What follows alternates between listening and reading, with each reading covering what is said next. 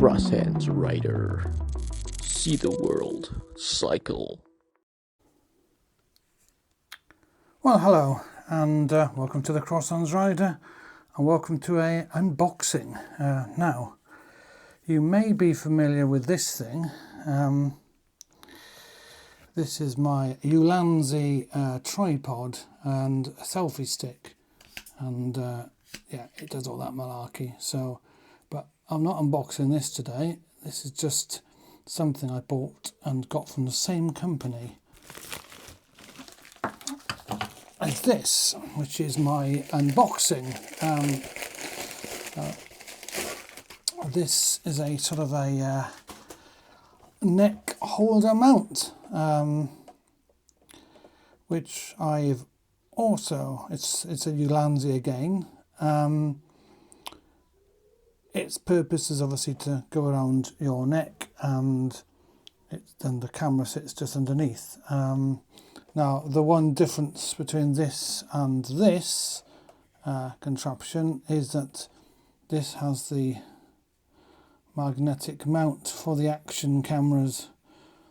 This does not, and I will have to use my mount adapter to manage to sort that out, and I don't know how that's going to work yet, so I'm interested to find out whether it works and how well it works. Crosshands Rider, let's get hyper. Crosshands Rider, it's better than the arrival. See the world cycle.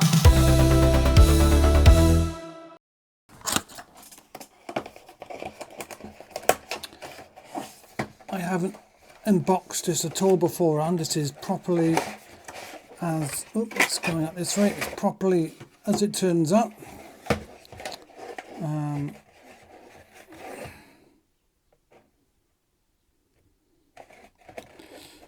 So this is what you get. Get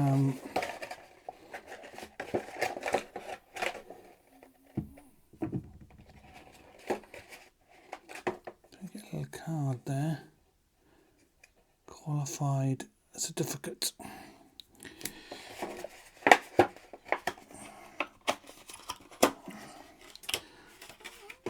And this is obviously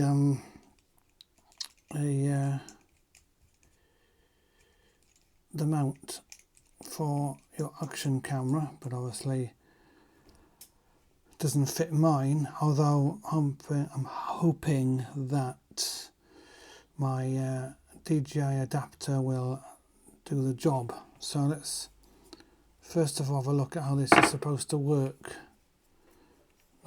I believe this is supposedly meant to clip in here. There we are. So that's how that clips in. Obviously you've got to wrap this around your neck first. This sort of clips in here, you've got to turn it and clips in place, and that's pretty much it. And to release it, there's a button on the side here. There's also a button up here to release this section here, by the look of it. So, and then you basically put your action camera on here. Now, I need to figure out how this is going to work and how well my adapter works. So I will get my adapter and we will figure that one out.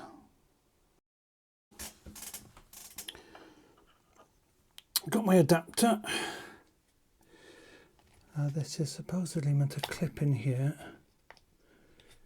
like so, and then you have to screw this in, I think.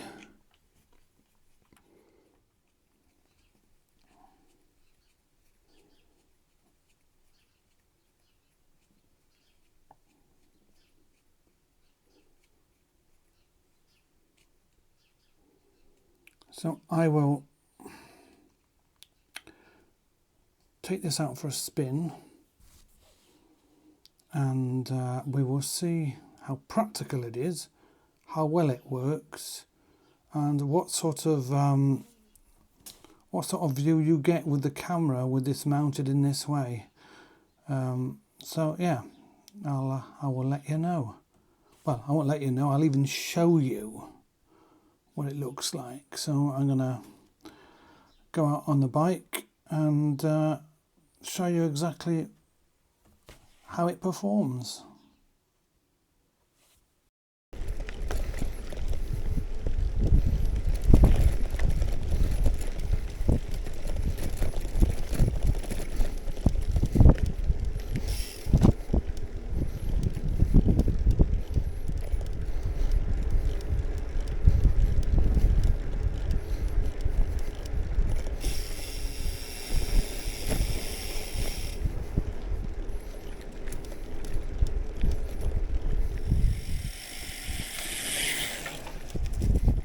So I'm not going to know exactly how well the footage has been recorded and how well it works until I get back and look at the video editing.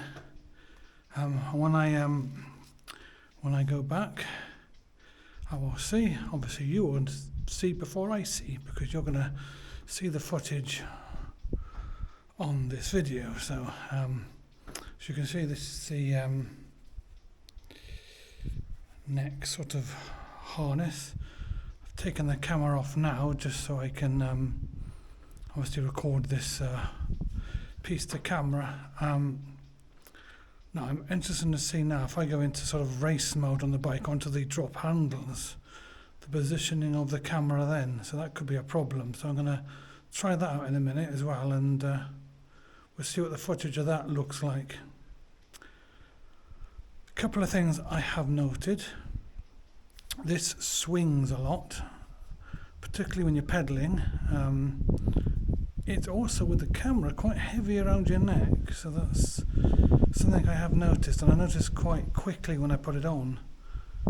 The swinging bit I wasn't really ready for, to be honest, but it does swing back and forward, back and forward.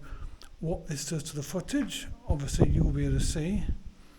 Obviously this camera does have image stabilisation, so it probably manages it okay, but a cheaper camera probably wouldn't. I'm also interested to see how well the actual camera picks up my voice, because I don't have my mic set on for this, and that is on purpose, because I want to know how well my voice is picked up by the camera. So I'm going to go into race mode or race position, and you will see what the footage looks like if I go into this. So I don't know how well this works.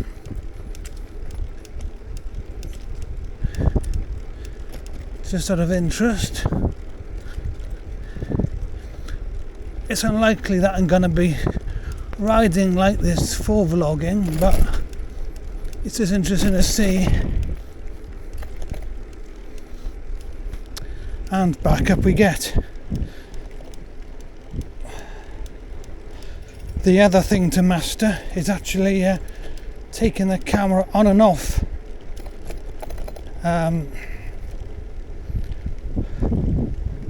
Probably easier with a well, would it be easier with a GoPro? Probably not, actually. I think this is probably easier because of the magnetic connector. It's a little bit of a faff, but compared to a GoPro, where you have to untwist it and untangle it and unconnect it, it's probably easier, actually.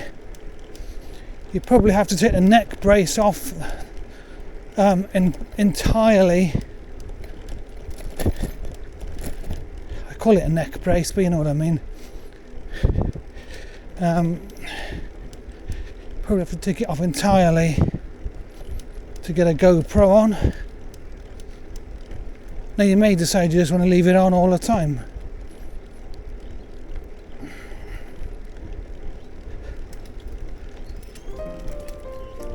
Once I've seen the footage, I can give a better sort of review and my thoughts on this.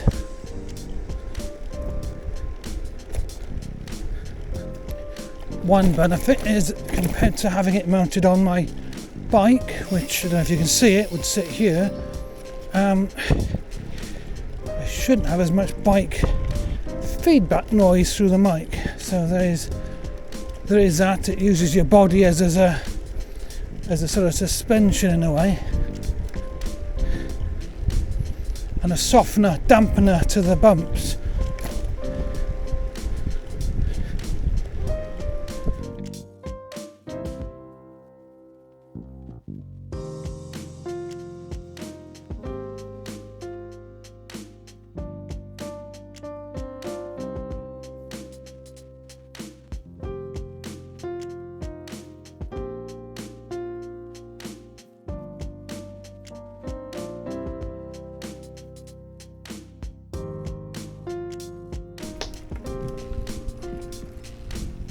Right, well, I've reviewed the footage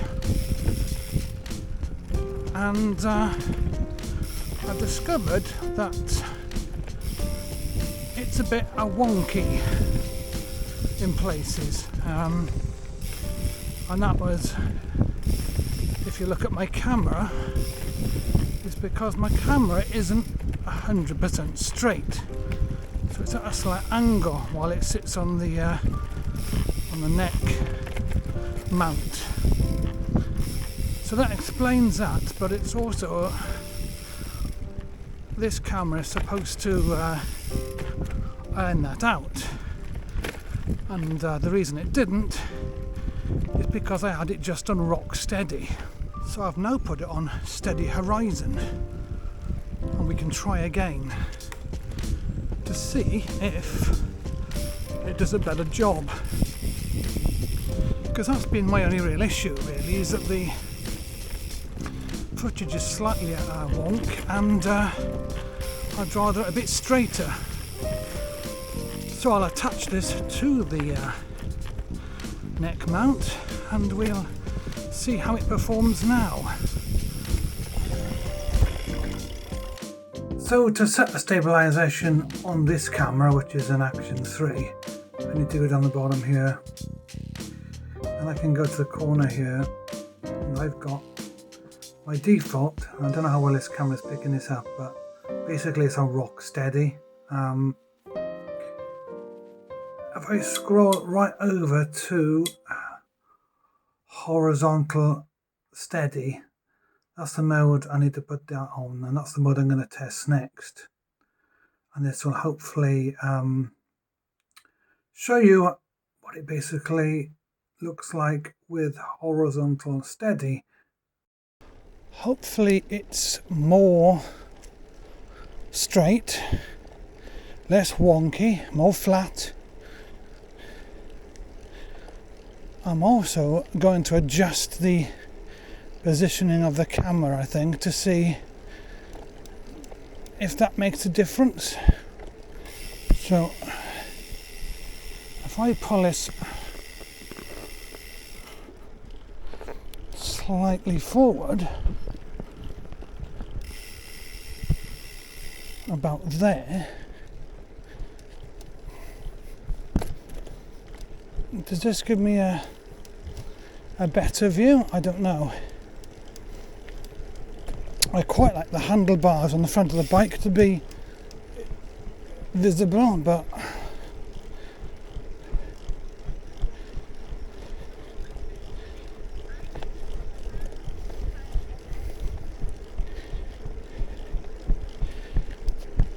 if this has straightened the problem up, then for me that was the only real issue with using this. Well, that and the way the neck mount wobbles around your neck, particularly when you're pedalling. It doesn't do it so much when you're just gliding down the hill, but when you're pedaling, the motion of your body causes the neck mount to wobble back and forth. This doesn't seem to get picked up too much by the camera, even in Rocksteady mode. Obviously I can't see what it's going to be like on a GoPro, but I know they've got similar modes for horizon balancing and stuff. If you've got a cheaper camera, you may get more problems. So if I try a different angle again, you can point it further downwards just to see how that looks as well.